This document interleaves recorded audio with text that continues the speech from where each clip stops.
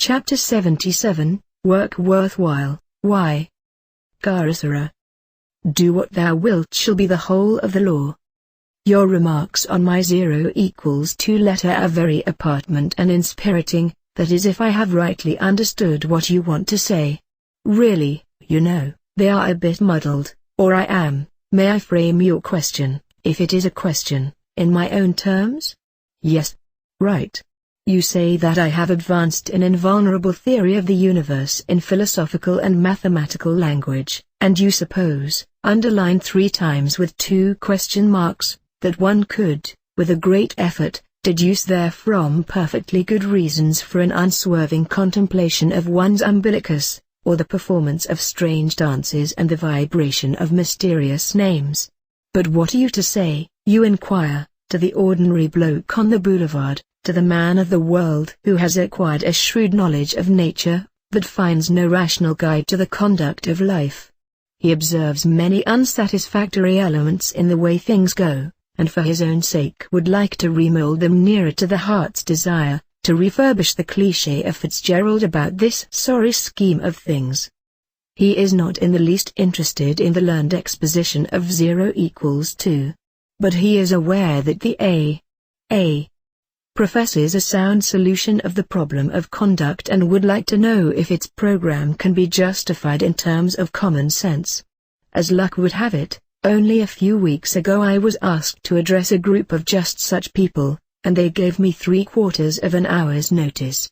It was really more like 10 minutes, as the rest of the time was bespoke by letter writing and posting which could in no wise be postponed. So I had to devise an adequate gambit, one which ruthlessly excluded any touch of a subtlety, or any assumption of previous knowledge of the subject on the part of the audience. It came off. For the first time in history, the layman elicited intelligent and relevant questions.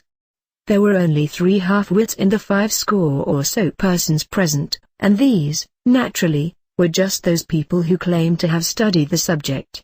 What follows is a rough outline of my argument.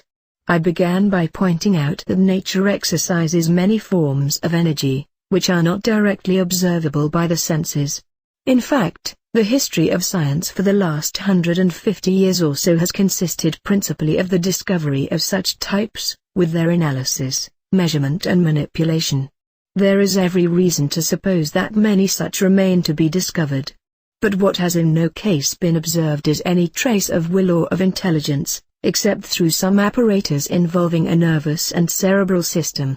At this point I want especially to call your attention to certain species of animals. Bees and termites are obvious cases, where a collective consciousness seems to exist, since the community acts as a whole in evidently purposeful ways, yet the units of that community are not even complete in themselves. Isn't there some series of worms, each subtype able only to subsist on the excrement of its preserver in the series? Then there are the phenomena of mob psychology, where a crowd gleefully combine to perform acts which would horrify any single individual. And there is the exceeding strange and interesting psychology of the parters. This is a little more, in my judgment, than a spinthria. In all such cases the operative consciousness does not reside in any single person, as one might argue that it did when an orator carries away his audience. But these remarks have rather shunted one into a siding away from the main line of argument. My most important point is to insist that even with the most familiar forms of energy, man has done no creative work soever. He has discovered, examined, measured, rather clumsily, and used, but in no case has he understood, still less explained, the causes of phenomena. Sometimes he cannot even reconcile different laws of nature. So we find J.W.N. Sullivan exclaiming the scientific adventure may yet have to be abandoned, and to me personally he confessed it may yet turn out that the mathematical approach to reality may have to be supplanted by the magical. Now in nature it leaps at one that will and intelligence are behind phenomena.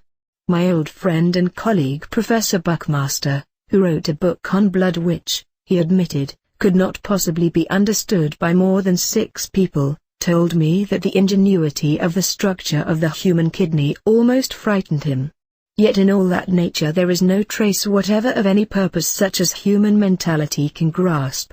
Again, apparent purpose often appears to be baffled. Take one example.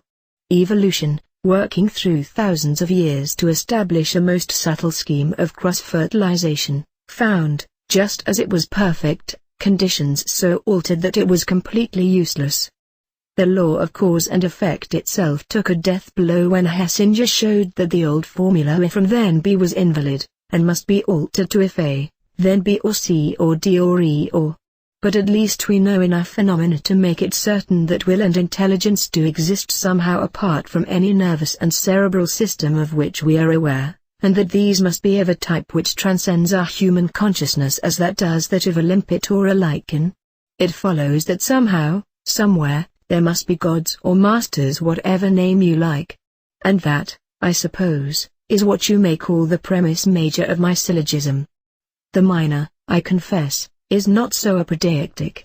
No one, I suppose, is going to point proudly to the present state of human affairs, as evidence that we are all becoming wiser and nobler every minute, as people did 70 years ago. I was brought up in the faith that Queen Victoria would never die, and that consols would never go below par. In face, one may suspect that the majority of well-instructed men expect nothing but that history will repeat itself, and our civilization go the way of all the others whose ruins we dig up in every quarter of the earth.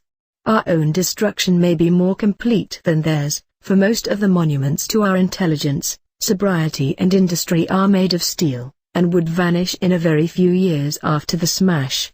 Well, if we have to wait for the calamity, and for evolution to begin all over again in a number of centuries, with luck!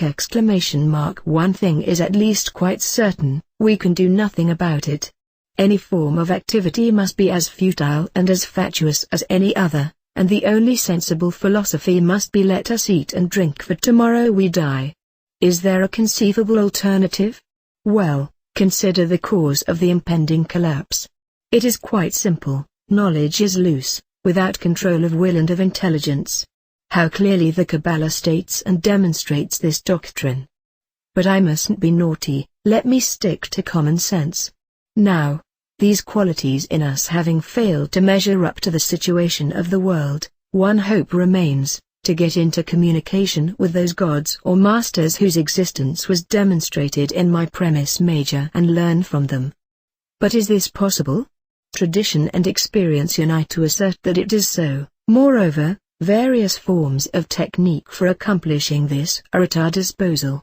This is what is called the great work, and it is abundantly clear that no other aim is worth pursuit. So much for the argument. It will be agreed readily enough that to put it into practice we shall need an alphabet, a grammar and a dictionary. Follow the axioms, the postulates, the theorems, finally, the experiments. And that is what all these letters are about. Love is the law, love under will. Yours fraternally, 666.